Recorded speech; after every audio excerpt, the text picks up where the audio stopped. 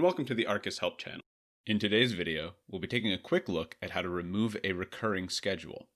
If you would like to review the process for creating a deployment or launching a deployment run with a recurring schedule, follow the links in the upper right-hand corner of the video or in the video description down below.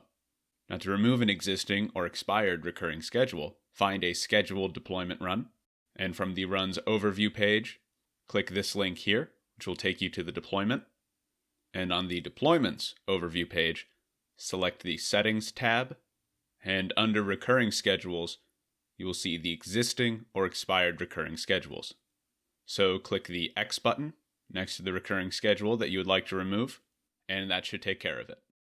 If you would like to watch more of these video tutorials, feel free to check out the Arcus Help YouTube channel. And for more in-depth explanations, visit our help site, arcus-cloud.io/kb, the links to which are in the video description down below. And of course, if you have any questions, you can get in touch with our support team by submitting a ticket to support@arcus-cloud.io. In the meantime, I hope you found this video helpful, and thank you for using Arcus.